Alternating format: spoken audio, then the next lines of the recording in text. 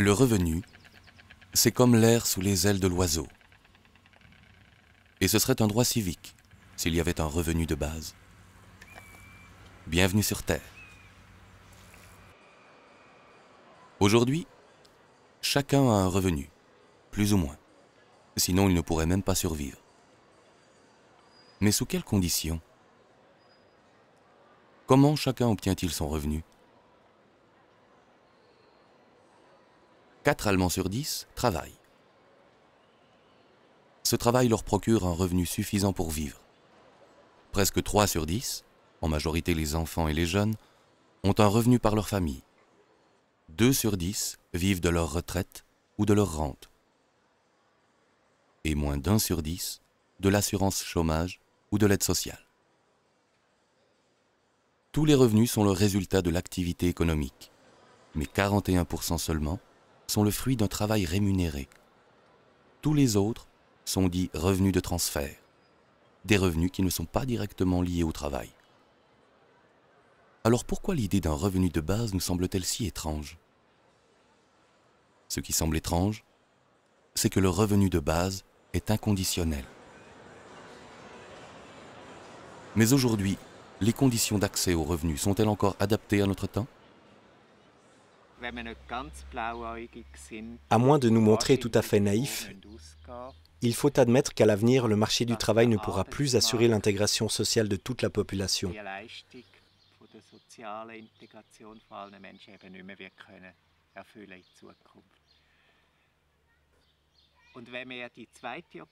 Cependant, en refusant l'alternative du revenu de base, nous sommes obligés de parier sur la croissance économique à n'importe quel prix.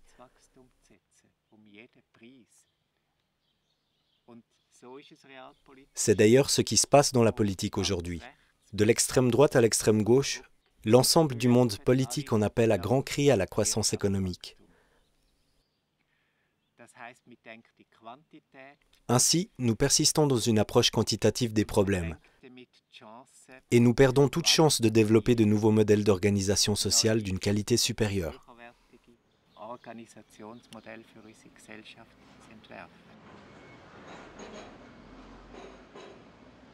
Aujourd'hui pourtant, croissance économique ne rime pas forcément avec création d'emplois. Sous le trait, c'est même plutôt le contraire. En revanche, il n'y a pas de croissance économique sans consommateurs avec un bon pouvoir d'achat. Autrement dit, il faut que les gens aient de l'argent en poche. Demandons à Klaus Wellershof, économiste en chef de l'une des plus grandes banques du monde, première en gestion de fortune, ce qu'il pense d'un revenu de base inconditionnel. Soutenir les populations sans poser de conditions, à la longue, c'est un principe qui, je pense, devra s'imposer. Mais il lui faudra tout d'abord affronter les nombreux droits et privilèges dont nous bénéficions aujourd'hui. Mais de quel droit pourrait-il bien s'agir? Du droit de préserver les places de travail, peut-être? Tous les politiciens le réclament. Mais pense-t-il vraiment au travail? Ou plutôt aux recettes fiscales? Ou bien s'agit-il de limiter le nombre de ceux qui vivent de l'aide sociale et pèsent sur le budget de l'État?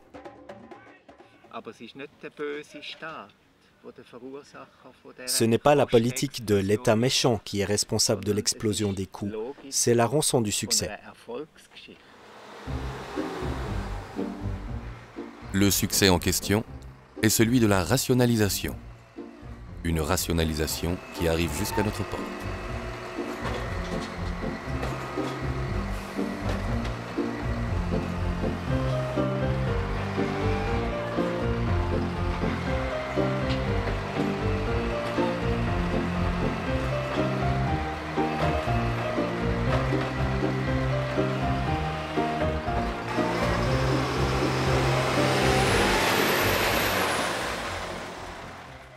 Et comment va continuer l'histoire de ce succès? C'est justement le sens de cette question. Elle se pose si on réfléchit aux revenus de base. Il existe différents modèles de revenus de base. Tous ces modèles se rejoignent dans la définition du réseau allemand pour le revenu de base. Elle comprend 4 critères.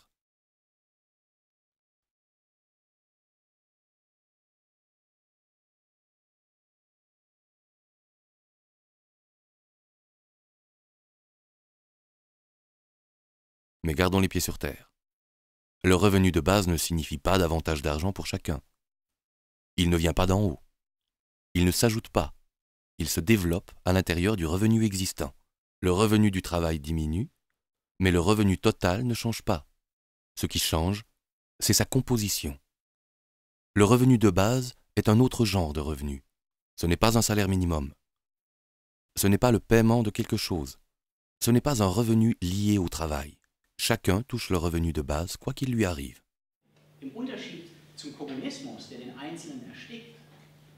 Contrairement au communisme qui étouffe la personne et au libéralisme de marché qui cherche à l'isoler, le revenu de base lie la sécurité à une liberté maximale, pour que l'individu puisse devenir maître de ses choix.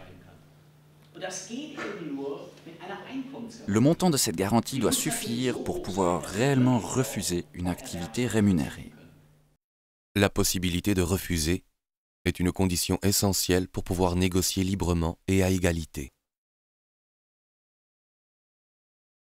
Tous ceux qui sont à l'heure actuelle tributaires de l'aide sociale ne le seraient plus avec le revenu de base, car ils remplaceraient les prestations sociales de l'État, jusqu'à hauteur de son montant.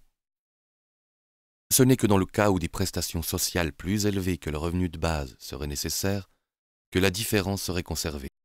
Seuls ceux qui ont aujourd'hui moins que le revenu de base auraient davantage d'argent en poche. Il s'agit d'abord des enfants et des jeunes, autrement dit des familles, ou alors des personnes ayant une retraite insuffisante. Il s'agit des travailleurs pauvres ou des indépendants qui s'appauvrissent en travaillant. Le revenu de base éradique la pauvreté et il stabilise les classes moyennes en les rassurant. Il supprime la peur des vieux jours. Ce n'est pas de l'argent que les uns donnent aux autres en leur faisant mauvaise conscience. Ce n'est pas une aide octroyée quand on est dans le besoin et dont on se sent redevable, mais une perspective, et pour tous. Nombreux sont ceux qui ont un emploi, mais qui n'en veulent pas vraiment. On dit de cela, ces gens nous prennent nos emplois. Parce qu'en même temps, d'autres sont exclus alors qu'ils veulent travailler.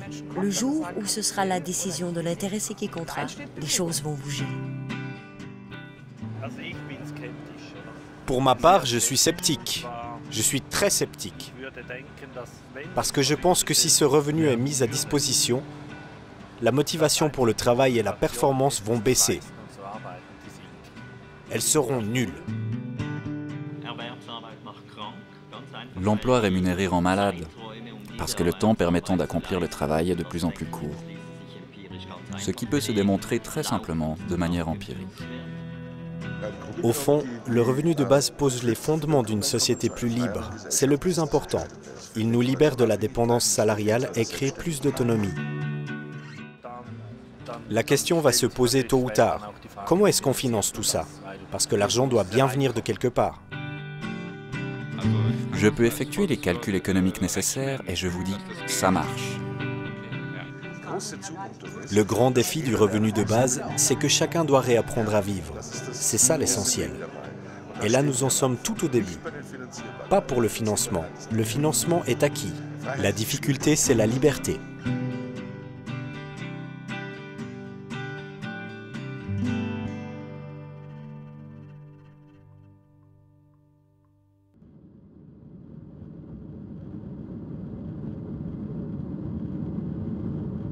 Des visions d'horreur. Le début du XXIe siècle n'en manque pas. Les journaux en sont pleins, et nous aussi. Le revenu de base n'est pas un thème abstrait qui nous renvoie au rôle de spectateur. C'est une question qui touche chacun, parce qu'avec ce revenu, chacun peut refuser de faire ce qu'il ne peut pas assumer, et ne faire que ce qu'il veut vraiment. Tout le monde resterait à la maison ? Personne n'irait plus travailler? Tout s'arrêterait? Comme si c'était la grève? Et les cadres, en RTT permanente? Et le sens des responsabilités? Hors de vue? Plus personne ne rame? Plus personne ne bûche? Les universités désertes? Le revenu de base s'apprête-t-il toute motivation pour une qualification plus élevée? Pour entreprendre une formation supérieure? Sans contrainte, personne ne développerait plus son capital humain? Alors qu'aujourd'hui déjà, on manque de personnel qualifié, que va devenir notre économie? Ce qui me révolte le plus, c'est le fait qu'au fond, personne ne se demande plus à quoi l'économie est censée servir. C'est un domaine de la vie en société qui est censé assurer notre existence, produire et mettre à notre disposition des biens qui nous sont utiles. Mais cette façon de voir a complètement disparu. Aujourd'hui, l'économie fonctionne en circuit fermé. Elle poursuit d'autres objectifs qui n'ont pratiquement plus rien à voir avec la vie humaine, qui peuvent même détruire la vie humaine.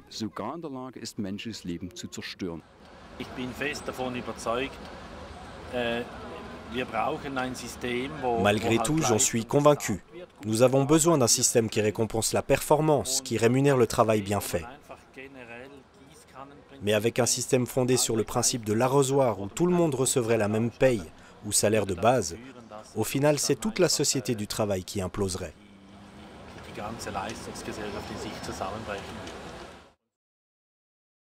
Pour l'année 2001, les prestations payées en Allemagne. 56 milliards d'heures de travail rémunérées. Les prestations non payées, 96 milliards d'heures de travail à la maison, pour les enfants ou encore dans le cadre d'une activité bénévole. Un revenu de base n'empêcherait pas du tout la rémunération du travail. La question qui risque de se poser, c'est plutôt de savoir, dans les entreprises, comment diriger des collaborateurs qui ne se laissent plus discipliner aussi facilement par le besoin d'argent. Idem en politique. Comment gouverner des citoyens rendus plus indépendants grâce à leurs revenus de base? Et comment est-ce qu'on se gouverne soi-même? Est-ce que vraiment tout le monde serait en train de bronzer? Dans les débats sur le revenu de base, il s'agit tout d'abord de rompre avec les vieux schémas de pensée. Avec cette idéologie, par exemple, seul celui qui a ou qui cherche un emploi a le droit de manger. Il faut en finir avec cette idée fausse, selon laquelle seul le travail rémunéré constitue une contribution méritoire à la société. En réalité, c'est souvent exactement l'inverse. Qui ne veut pas travailler ne doit pas manger. Cette maxime, nous l'avons intériorisée. L'artiste Joseph Beuys en a écrit une nouvelle version. Car nous avons assez à manger et des biens en suffisance. La question qui se pose, c'est celle du travail. Le travail pour obtenir les matières premières et le travail de production sont en train de disparaître. Dieu merci. Le sens de l'économie, c'est de libérer l'homme du travail. Ce n'est pas écrit dans le journal. Se libérer. Mais pour aller où? Ce n'est pas écrit non plus dans les directives des chefs d'entreprise. Licencier des collaborateurs n'est facile pour personne. Mais c'est pourtant comme ça que ça se passe. Mais si on reconnaissait cet état de fait en le considérant même comme un devoir, un autre sens apparaîtrait. Se libérer du travail veut dire aussi se libérer pour le travail. Penser qu'au-delà de la grille, il n'y aurait que vacances et loisirs, c'est le point de vue de la dépendance. Il ne reste alors qu'un espoir, de nouvelles places de travail. De quelle nature sont donc les places de travail dans lesquelles on investit aujourd'hui? Tous les investissements dans de nouveaux postes de travail sont en même temps des mesures de rationalisation. On y développe des méthodes pour économiser des emplois. Jamais un patron ne vous dira « Comment puis-je faire pour créer plus de travail ?»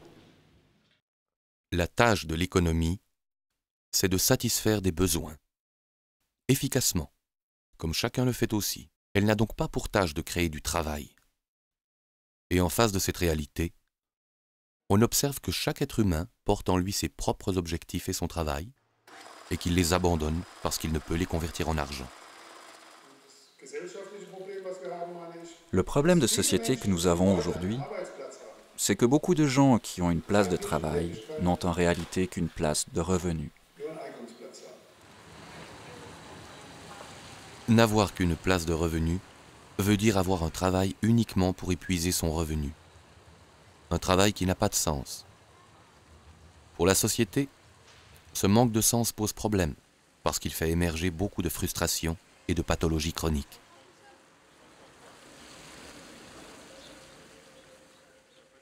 En Allemagne, 12% des salariés se sentent tout à fait à leur place.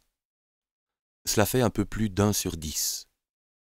Plus de la moitié, 54%, sont plus ou moins insatisfaits de leur travail, mais apprécient néanmoins ses bons côtés. Enfin, 34% sont clairement mécontents de leur travail. Autrement dit, 1 sur 3.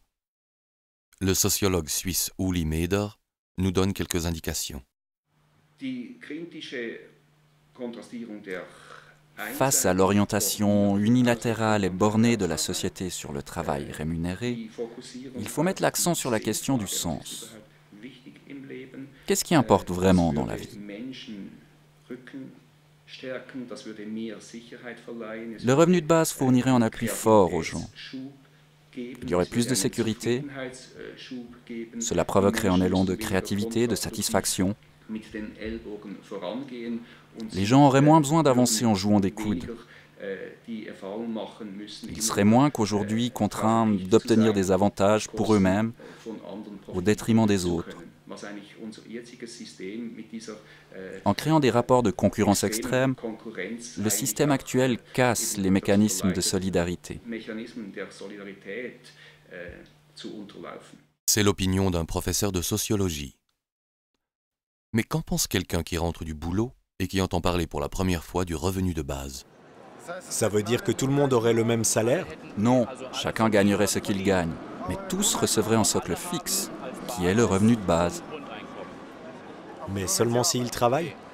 Non, quoi qu'ils fassent. Mais alors, on aura certainement un problème de motivation au travail.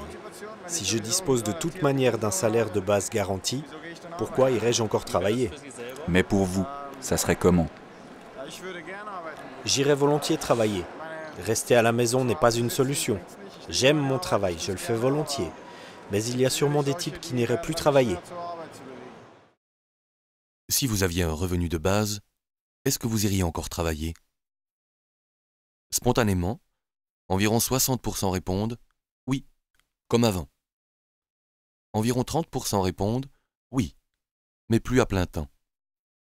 Ou encore « je ferai autre chose ». Et environ 10% répondent ouvertement « d'abord dormir et ensuite on verra ». Voyager, s'occuper des autres, reprendre des études. Si on instaurait un revenu de base, pensez-vous que les autres continueraient à travailler? Environ 80% répondent « non ». Probablement que la majorité ne serait plus motivée pour aller travailler. C'est quoi un travail pour lequel il faut se faire motiver? Sans doute pas le travail que l'on fait pour soi-même.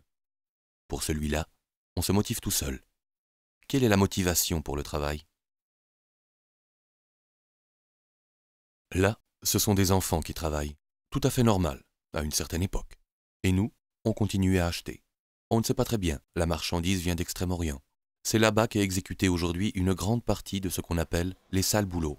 Ou alors, si c'est chez nous, on aime bien avoir des gens qui viennent d'ailleurs. De temps à autre, il peut se faire qu'il manque des papiers, des contrats et la sécurité minimale. Et les congés maladie? Les sales boulots, comme on dit, ne sont pas forcément sales en soi, mais plutôt à cause de la sale idée que l'on s'en fait, de leur faible rémunération et des mauvaises conditions de travail. Il s'agit souvent de nettoyer la saleté des autres. Au bout du compte, qui est-ce qui salit ce travail? Avec un revenu de base, on peut refuser. Mais à ce moment-là, qui fera les sales boulots? Il y a 3 possibilités.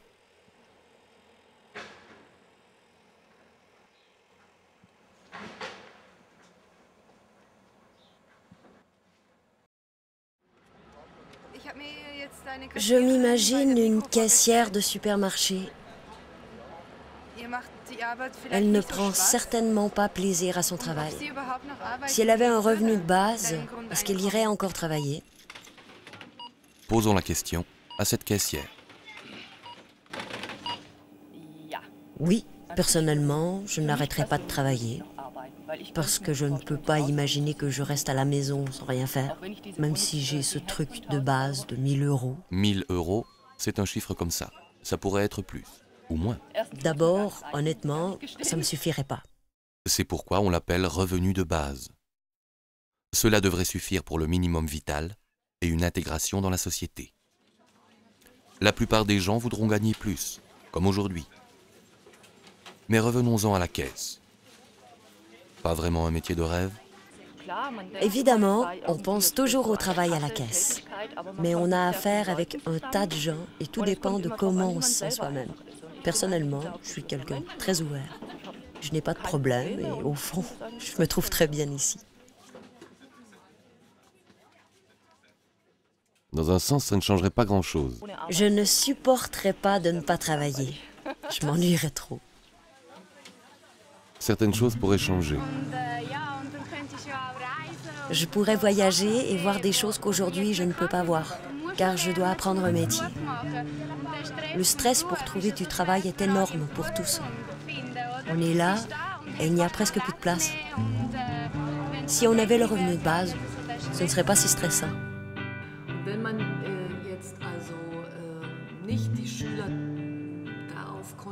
Et si on ne conditionnait pas les élèves pour qu'ils trouvent à tout prix la place qui leur convient dans la vie professionnelle? Une place qui n'existe plus pour tous depuis belle lurette. Je veux dire, cette situation mensongère dans laquelle nous nous trouvons aujourd'hui.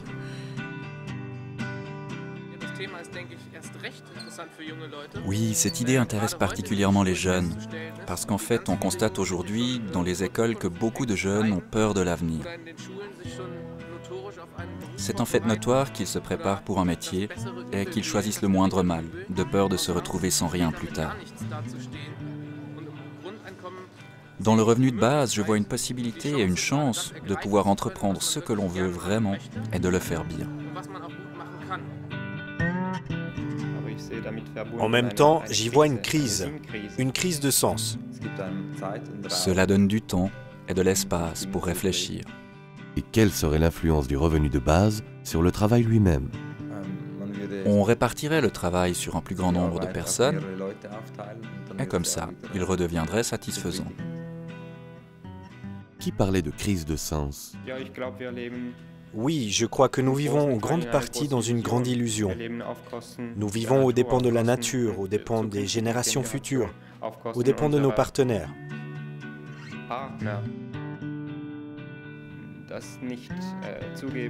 Nous ne voulons pas savoir que d'autres bossent pour nous.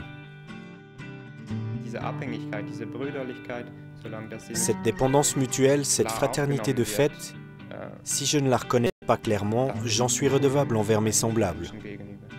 Voilà pour la fraternité. Qu'en est-il de l'égalité dans une démocratie? Pour moi, le revenu de base joue un rôle de démocratisation à des niveaux multiples.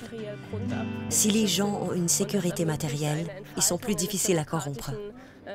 Cela permet le développement d'une société démocratique qui profitera aux riches comme aux pauvres. Qu'en est-il de l'art? Même quand je ne crée pas physiquement une œuvre, je continue néanmoins à travailler. C'est là la grande difficulté pour un artiste. Pour créer une nouvelle œuvre, vous n'êtes pas payé pour le temps que vous mettez à vous inspirer de la vie. Il y a le temps réel passé au studio à faire une pièce, mais comment tu te finances pour être en situation d'inspiration? La vie, c'est une forme d'art.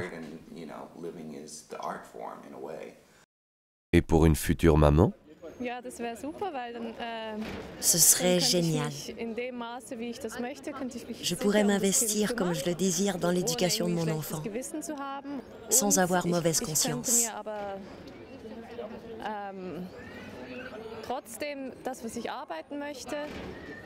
Et je pourrais organiser mon travail comme bon me semble, pas selon les besoins du bureau de placement.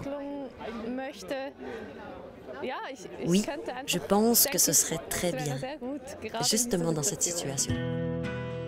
Et lorsque l'enfant atteint l'âge adulte, il peut quitter plus vite le foyer des parents avec son revenu de base. Mais peut-on devenir adulte quand on sait que son revenu est assuré quoi qu'on fasse?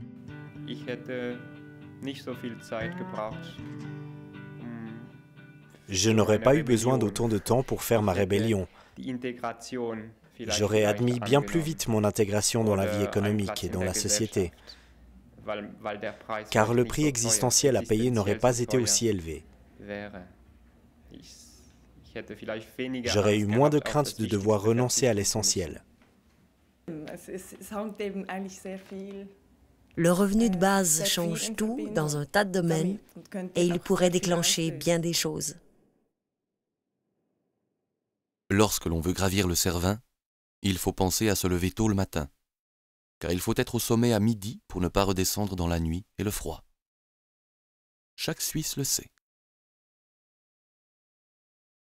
En ce qui concerne la consommation de pétrole, nous sommes arrivés au sommet sans nous soucier de savoir comment on allait redescendre. Le peak of oil, la plus grande capacité d'exploitation de pétrole possible, sera bientôt atteint. Ensuite, la descente sera raide. Sur le plan du travail rémunéré, le plein emploi est également une phase provisoire. Un sommet. Le travail rémunéré a déjà dépassé son pic. En 1995, le futurologue Jeremy Rifkin prophétisait déjà les conséquences de la fin du plein emploi.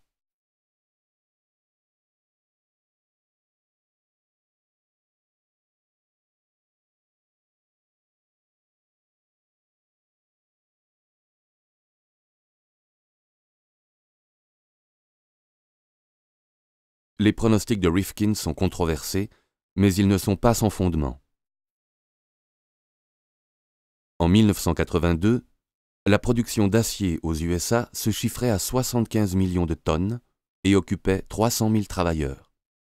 En 2002, 100 millions de tonnes furent produites avec seulement un quart des effectifs, soit 74 000 travailleurs. En même temps sont apparues de nouvelles places de travail, quelques centaines peut-être, dans le consulting et les technologies hautement spécialisées. Ce n'est pas le privilège de la production industrielle classique. Le même processus s'observe dans bien des domaines appartenant au secteur des services. La banque online en est un exemple extrême qui illustre néanmoins toute une évolution. Pour le même nombre de clients, elle n'a besoin que du 10e de l'effectif d'une banque conventionnelle. Ce développement ne se limite pas aux pays industrialisés. Il se manifeste dans le monde entier. Partout, les effectifs diminuent, alors que la productivité augmente. Là où le travail ne devient pas culture du travail, tout devient monoculture. Ce qui vit est la limite de la rationalisation.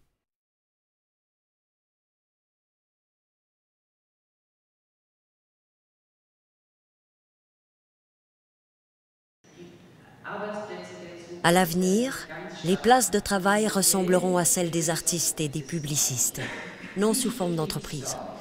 Alternativement, beaucoup, puis peu d'argent. Beaucoup, puis peu de travail. Seul, puis en équipe. Et la plupart du temps, à durée déterminée et à la maison. Bien entendu, le revenu de base ne supprime pas le travail rémunéré. Il ne lui enlève que son monopole. Et il donne plus de marge de manœuvre pour les choses sérieuses. Et le sens ne se trouve pas seulement dans la fonction.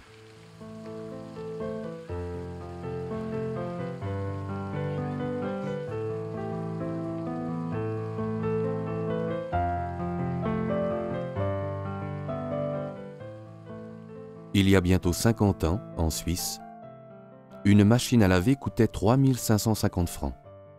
C'était beaucoup d'argent. 50 ans après, la même machine coûte 3 195 francs. Le prix est resté quasiment le même. Mais un franc valait alors 3 fois plus que maintenant.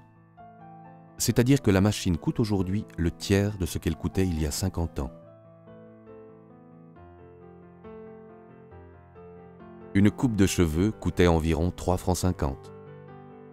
Et aujourd'hui, environ 40 francs.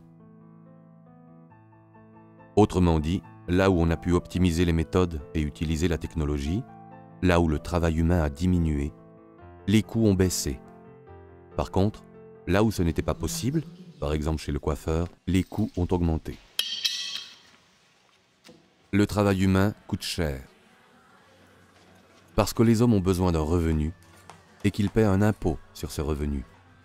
Si nous considérons son pouvoir d'achat, le coiffeur ne gagne pas plus aujourd'hui qu'autrefois. C'est en comparant ces évolutions de prix qu'on peut voir le genre de travail qui peut être rationalisé et celui qui ne peut pas.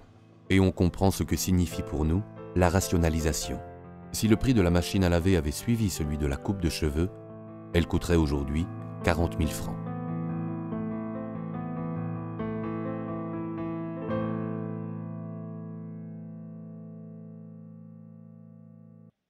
Avec le revenu de base inconditionnel, une partie de la totalité de l'argent servirait, par décision démocratique, à donner à chacun les moyens de sa liberté. L'homme serait roi et l'argent à son service. Est-ce que cela créerait aussi de meilleures conditions pour la situation globale? Absolument. Cela créerait la possibilité de faire ce qui est nécessaire dans le monde. Les gérants de fortune nous disent que le grand problème, c'est qu'il y a des masses d'argent, trop d'argent. En même temps, il y a presque partout des surcapacités de production. Et nous avons un chômage qui ne fait que croître, alors qu'il y a partout des travaux non exécutés. Il y a donc beaucoup de choses que l'on peut et doit changer d'urgence, si l'on ne veut pas sombrer dans une catastrophe globale.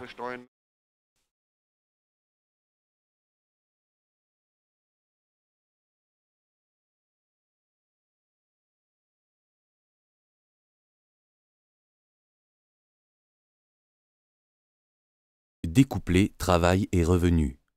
Le revenu de base le fait jusqu'à hauteur de son montant, car le revenu de base remplace une partie du revenu du travail.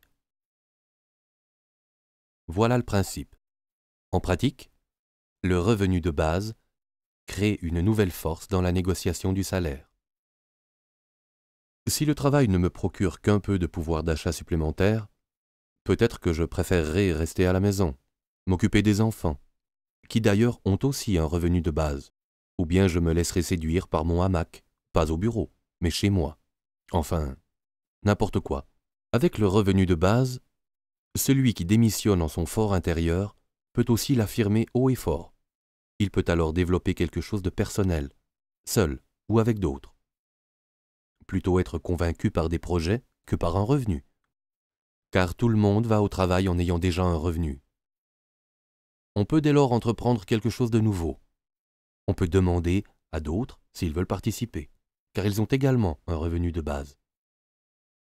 Mais peut-être que je ne désire rien d'autre que de continuer mon travail. Le revenu de base introduit alors l'égalité dans la négociation du salaire. Il donne plus de poids à ma propre conception du travail et permet une réelle collaboration. Et peut-être qu'il faudra que l'employeur me paie un peu plus. Il s'ensuivra pas mal de changements dans la culture d'entreprise. Quel est le montant des revenus du travail? Cela fera l'objet d'une nouvelle négociation. Cette négociation présente de nombreuses facettes. Si dans une famille, seul l'un des partenaires ramène un salaire, les enfants ne rapportant que des allocations, alors l'autre partenaire a un revenu par son conjoint. Et les enfants aussi. Le revenu de base, à hauteur de son montant, casse la relation entre revenu et appartenance à l'entreprise, ou à la famille. Ainsi, la démocratie parvient dans sa totalité jusqu'à l'individu. Le revenu de base est un facteur d'émancipation. Plus d'égalité dans la famille et plus de chances sur le marché du travail. Willy et Hans sont des collègues dans la même entreprise. Ils ont le même travail et le même salaire. Nous sommes en Suisse, et avec 10 000 francs, on peut vivre bien. Encore cela dépend-il du nombre de personnes qui doivent en vivre.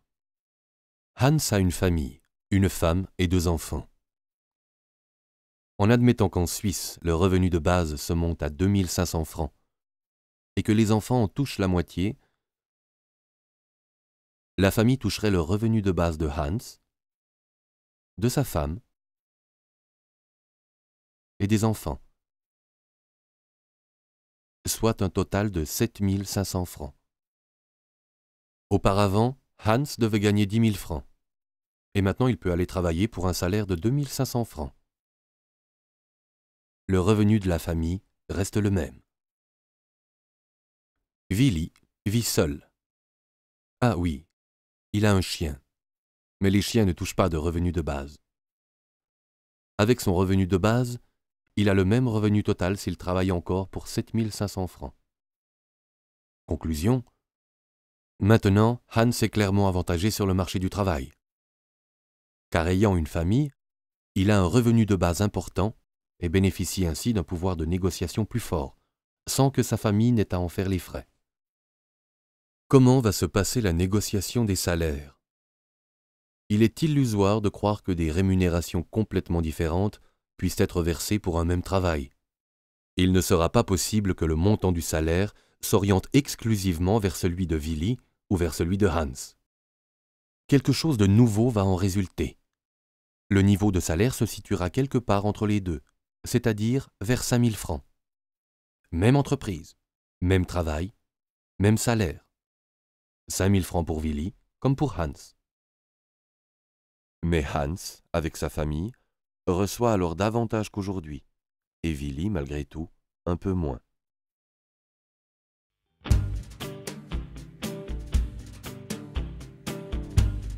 De quoi avons-nous le plus besoin aujourd'hui? De confiance. Et de quoi souffrez-vous le plus? Du froid. Le revenu de base, c'est fantaisiste ou raisonnable? Je pense que c'est rationnel et économique. Pourquoi alors n'avons-nous pas encore de revenu de base? Il y a en nous une collision entre notre boussole intérieure et le problème devant lequel nous sommes. Nous ne parvenons pas à les concilier. Et comme nous ne sommes pas encore assez loin pour nous demander s'il y a quelque chose qui cloche dans nos convictions, pour nous demander si nos convictions sont encore adaptées à notre temps, nous nous accrochons à ce que nous avons. Tout est orienté, les écoles, les universités, tout, vers la société du travail. Nous ne pouvons renoncer à cette orientation. Au fond, il s'agit d'un symptôme. S'accrocher à de vieilles conceptions dans une situation nouvelle comme celle que nous vivons maintenant est symptomatique du fait que ces vieilles conceptions nous ont déjà lâchés.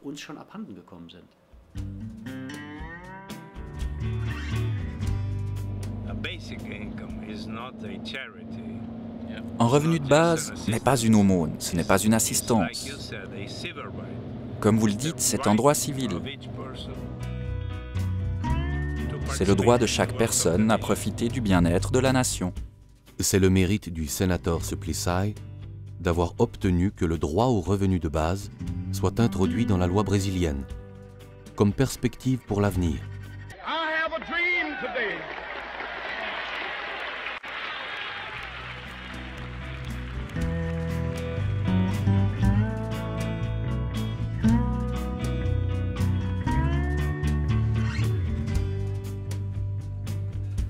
On pourrait commencer avec un revenu de base pour les enfants.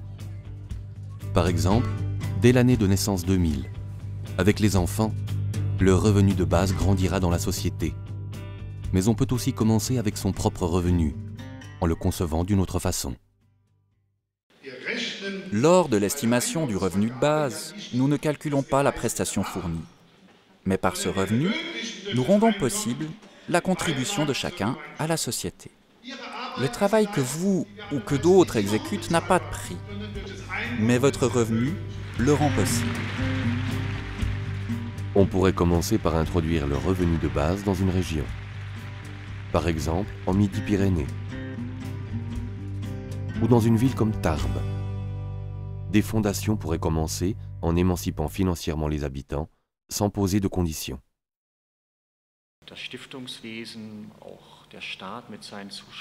Les fondations, de même que l'État et ses subventions, sont là pour financer une vie culturelle autonome et des œuvres sociales. Mais l'individu, entrepreneur social ou culturel, n'est guère au centre des préoccupations. Ce sont des projets, des demandes de financement qui doivent obéir à des structures, à des critères. L'individu comme tel n'est pas pris au sérieux. C'est précisément ce que ferait le revenu de base. Prendre l'individu au sérieux. Le plus souvent, on rétorque que précisément, on ne peut pas faire confiance à l'individu, qu'en général, il ne connaît pas son propre potentiel et ne fait rien de son propre chef. Quelle est l'expérience de la directrice du Centre de promotion de l'existence pour les chômeurs à Francfort? Les idées sont là, mais elles sont enfouies sous les gravats de l'existence, les angoisses, les fausses représentations de ce qui est possible, de ce qui est autorisé, de ce que l'on peut ou veut faire. Je suis certaine que le revenu de base aiderait à débloquer les potentiels. Il y aurait d'ailleurs des retours pour l'économie et pour la société. Quel serait le montant du retour sur l'investissement que représente le revenu de base? Je pense qu'il serait très important. Mais alors, il faudrait qu'on commence avec cet investissement. Mais l'investissement profite à tout le monde, même à ceux que je n'aime pas. Je trouve même que c'est très important. Toute ma vie, je me suis donné de la peine pour me discipliner, pour être performant, être capable d'une activité plus ou moins dotée de sens. Et les voilà donc qui se ramènent, ces jeunes gens qui n'ont aucune discipline. Et c'est à ceux-là qu'on devrait donner de l'argent. Mais c'est un scandale. À mon sens, c'est ce sentiment qui se cache derrière le refus du revenu de base. Mais comme ce n'est tout de même pas très chic de mettre cet argument en avant, on dit « Mais comment allons-nous le financer ?»